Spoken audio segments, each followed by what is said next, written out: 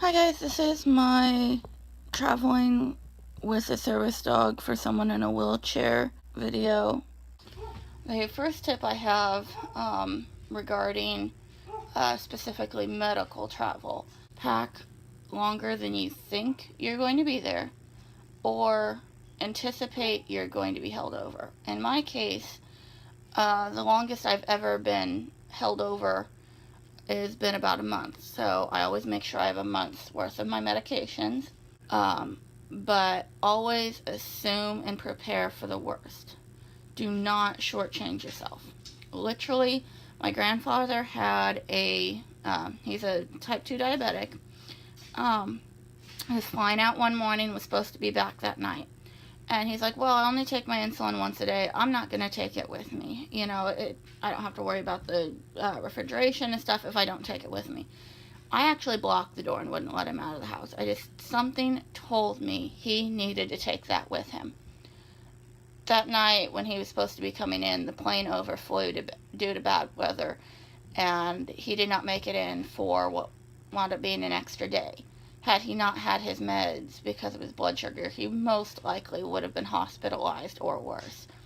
So when he got home, he actually at the airport came up crying and thanked me and basically told me I probably saved his life.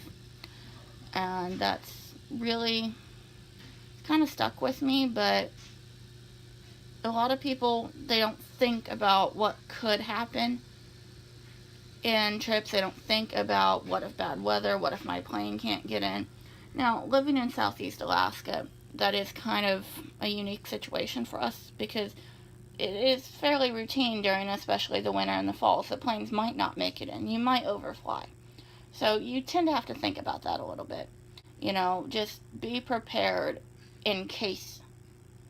Hotel rooms can always be dealt with later. I'll make sure you always have your medication and any medical equipment or supplies that you cannot live without. Another tip I have is have a service dog binder. Basically, this has everything from her health certificate and rabies. Oh, it's upside down. Rabies documentation should I have to renew her health certificate. Paperwork on flying with service dogs and disabilities. And then I also have my service dog my actual SD support letters, which I do not carry with me on a daily basis, but when I fly, I have them with me. And then I also have the actual ADA handouts. These are just the brief handouts that the Department of Justice gives out. I have several copies of each one, and these go with me everywhere. So if I need to talk to anybody, I have all the documentation I need. But basically anything that applies to your specific disability. And that's one thing I really cannot stress enough. As one of the times I stayed at Ronald McDonald House, I had Buddy at that point, and long story short, they wanted me to sign a paper saying that I would not take him in the kitchen. Well, they wanted me to lock him in my room, which nullified the fact he was a service dog if he was separated from me. So I talked to them. I said, this is what the laws say. Basically, the ADA says that a service animal is allowed anywhere the general public is allowed, with few exceptions, namely ORs, burn units, things where it can be a major health hazard. And in some cases, they do get exemptions for those areas. And I asked them if the general public, being the people that were staying in Ronald McDonald House, were permitted in the kitchen. And they said yes. I said, well, then you cannot ban a service dog. And they're like, well, we just don't want you putting them on the counters and things. And I'm like, why would I put them on? Anyway, I was flabbergasted that they would even have thought that that's what I would have done.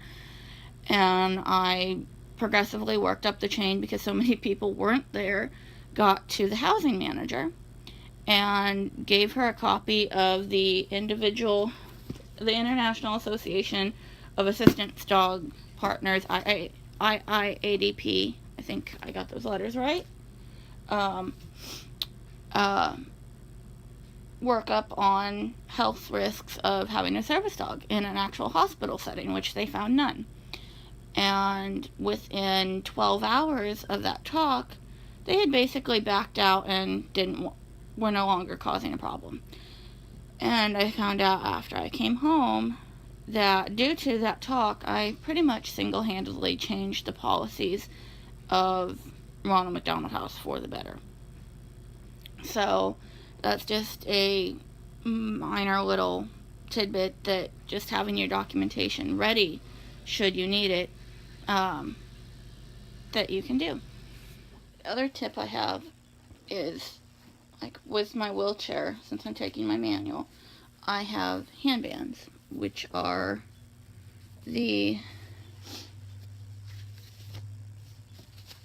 they're kind of like gloves, but they work a lot better. They protect the part of my hand that needs it, and they're a lot cooler. Well, I always take at least one extra pair, even though these don't wear out like gloves at all. And also, though I do have a power chair, the reason I do not fly with a power chair is my manual I have flown countless times with, and I've only lost like one bolt and gotten a few scratches, and even the bolt thing was a real quick repair. However, the one time that I flew with my power chair, they broke it. I went up for a funeral. I had no option. I was going by myself, so I had to take my power chair. I made it to my destination, luckily, and when I came home, my wheelchair was completely broken. They somehow jammed the tilt mechanism and blew the hydraulic.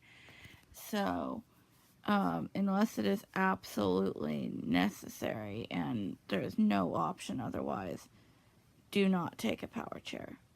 I am not the only person that I know who firmly believes that airlines destroy power chairs. I mean, I've had doctors ask me on this past trip, well, why didn't you bring your power chair? And I'm like, you don't fly with power chairs unless you want them to break good equipment. And my other tip is I go through PillPack, and I called them ahead, and I told them that I had this trip coming up, and I asked them to send me a full month's worth.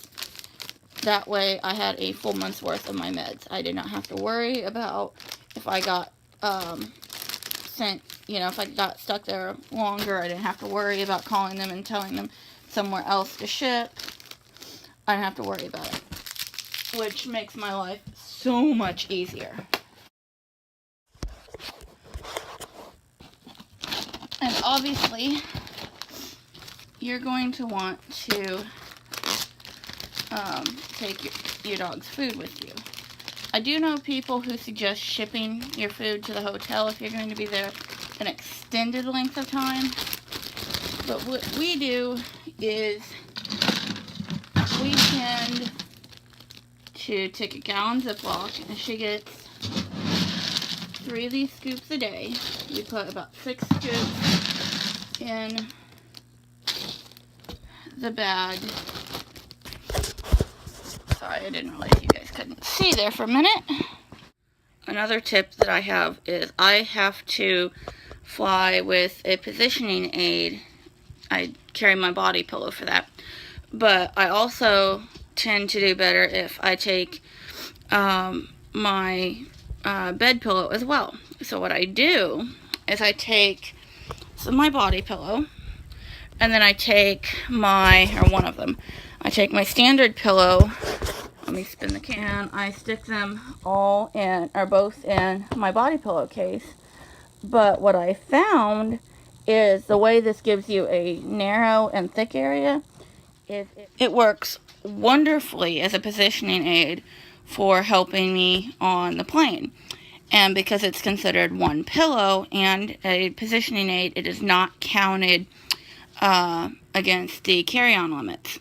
But essentially, any medical baggage or equipment is exempt from carry-on limits, which means I can have my 2 normal carry-ons plus any medical equipment. So normally, prior to this trip, I would fly. Why is my lighting doing that? I would fly with my chair, which the back and the cushions come off and go in the cabin with me.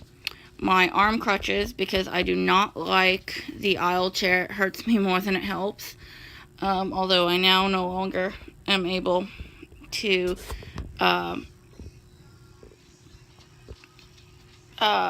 use my arm crutches to walk very far at all. So I'm not even going to bother dragging them with me. But we have a med bag, which is just any medications, medical supplies, that sort of thing, along with my nebulizer. Of course, my positioning aid, any equipment I need for my service dog, that sort of thing, all goes on the plane with me. However, I do know several people who choose to take a dedicated carry-on for their service dog. I did not this trip. However, on the way back, kind of wished I had. So in the future, I am going to, even if I don't think I need it, I kind of found this time that it would make my life a lot easier. So, awesome news. Also a tip. We've spent like the past 8 years looking for a piece of luggage that I can push myself in my wheelchair. Couldn't find it. We finally found a set of basically hard-sided luggage that the casters spin completely, that I can push either the full size or the carry-on size by myself, even in my manual.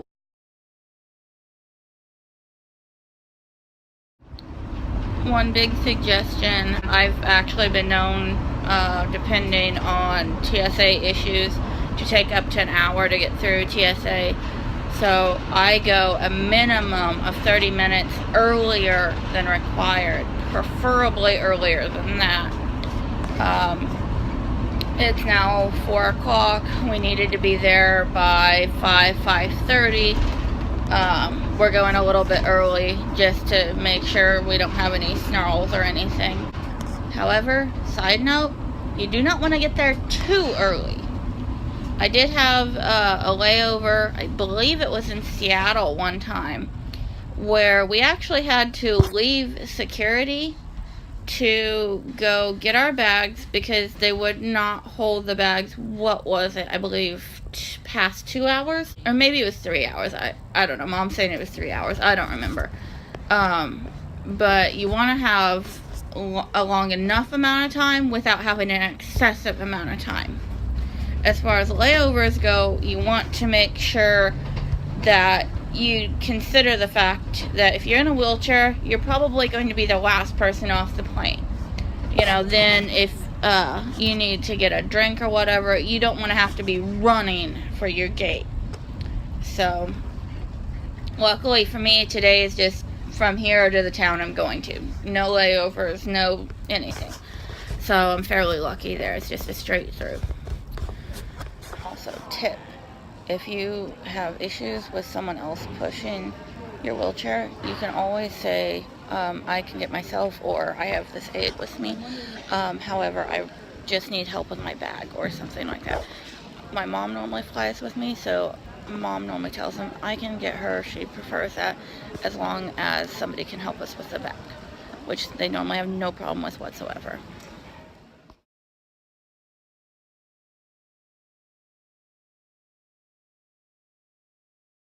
Another slight tip I have is learn the slight differences between makes of planes. Like, for instance, generally Alaska Air uses 747 400s, 600s, and occasionally an 800.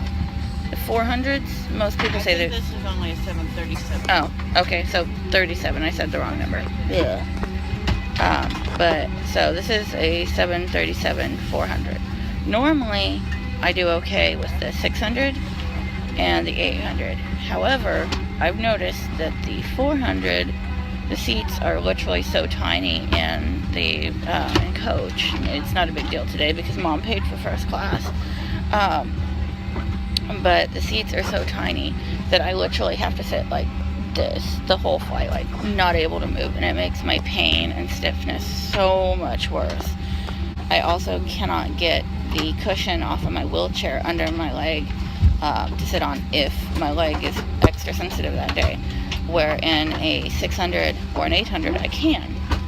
So now I know in some cases you don't have the option to look at these and pick what type and what size of plane, but if you are buying your own ticket, there are things that you could note and could definitely help your flight do better or go better. And earlier I showed you how I put my positioning aid together. This is how I have it set up. The thin end I have down here, and then it has it set just perfectly where it helps me not pull all the way to this side or fall. So it's a big help if you do have issues with, pulling to one side or the other. There will be links in the description for all products that I've mentioned that I use to make my life easier, as well as an upcoming video on my review of handbands.